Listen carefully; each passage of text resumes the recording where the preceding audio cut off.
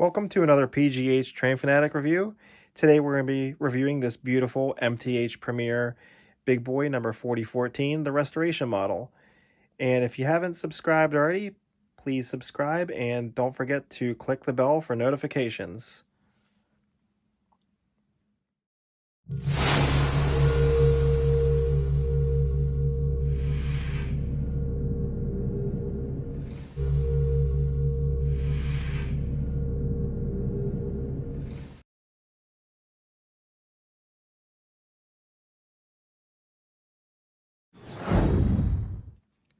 So this is going to be a quick overview, review, and running session of this locomotive.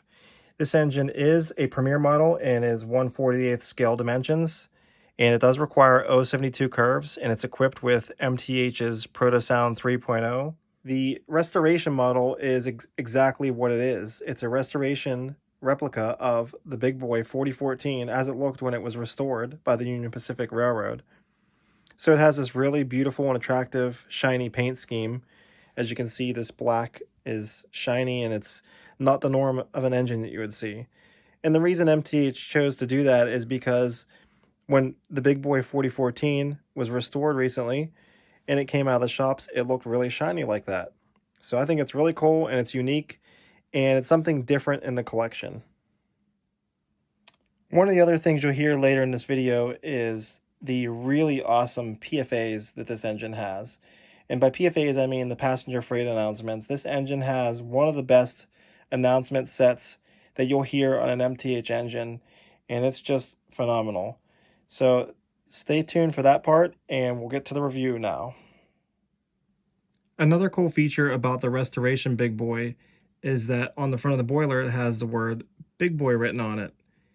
And the reason that is on there is because when the engines were originally being built, they were going to be called the Wasatch.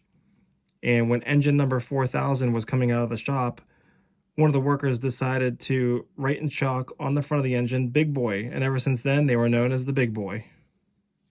So starting off with the pilot, we have tons of details packed into this area.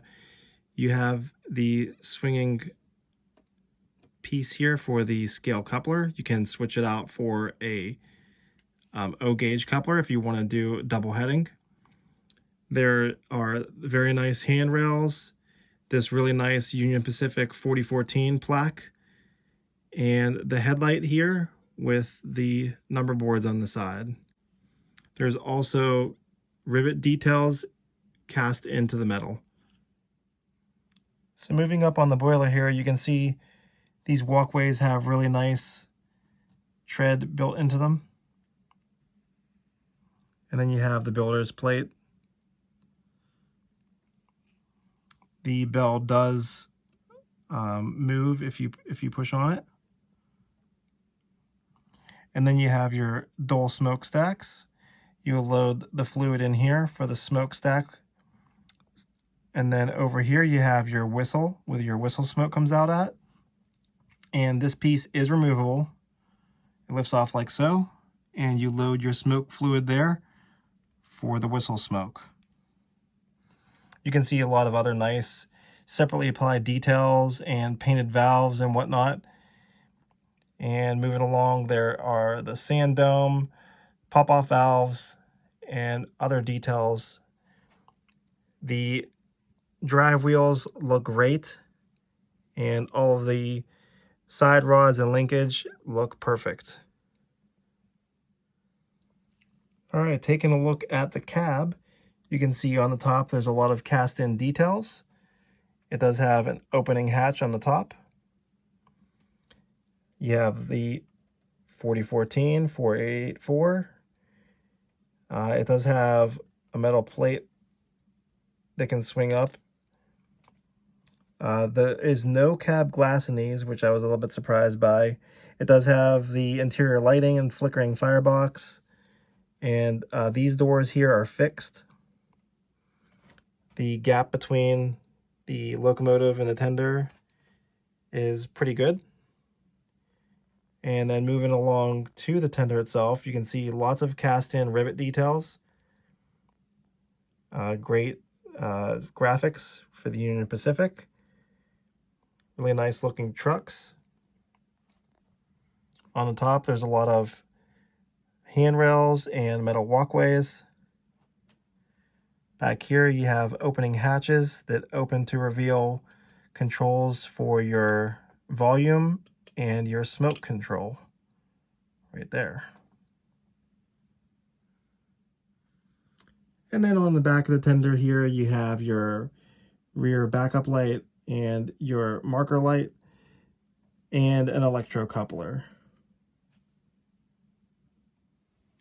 So without making you wait any longer, let's get ready to the running session and do the extended startup.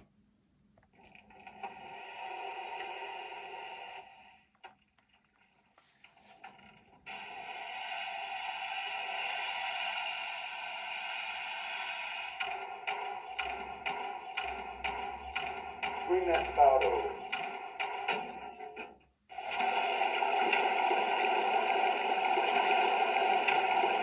That'll do it.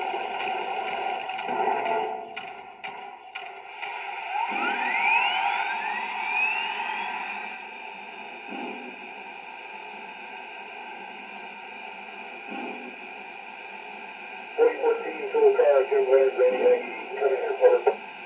Aggie, over. Full car, answer, over. Your port. Let's all go to channel 2020.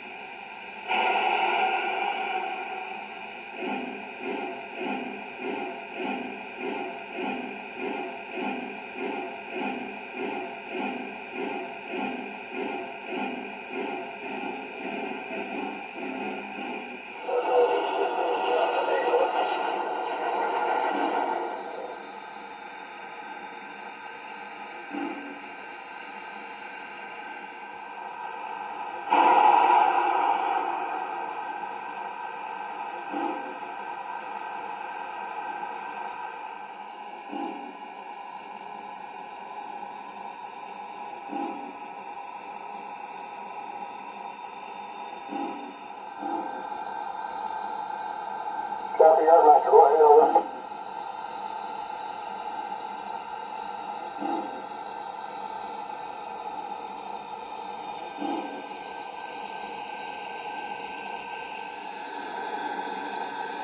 All right, here we go, thanks, QC 4014.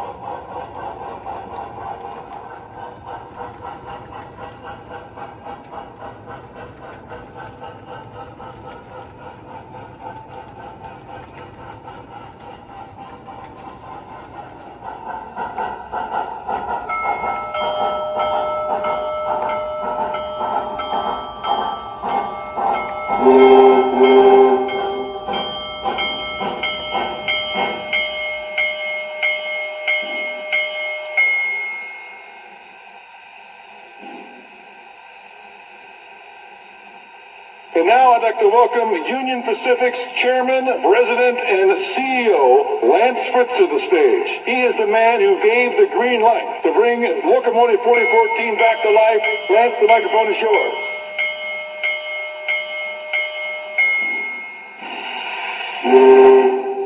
On my left, Union Pacific number 844, brought to Union Pacific in 1944, topping out at a speed 110 miles an hour.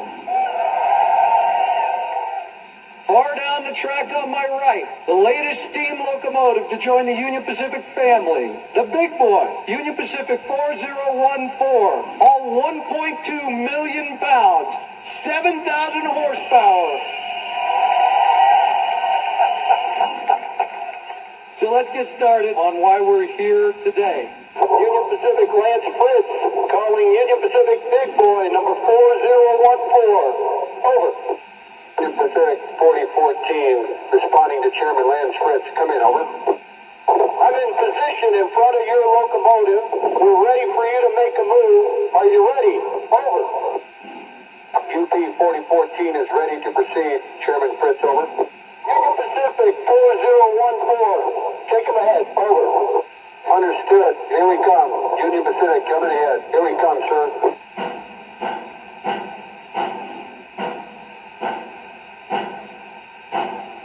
The wedding of the railroads happened just 40 miles northwest of here on May 10th, 1869, and it changed America forever. Travel that took 6 months to go from New York to San Francisco at the risk of your life literally turned into a 10-day excursion in relative comfort. And while that connection was finally complete, the journey really was only beginning. The creator of the famous golden spike knew that better than all, as he inscribed on that famous spike a prayer. May God continue the unity of our country like this railroad unites the two great oceans of this world.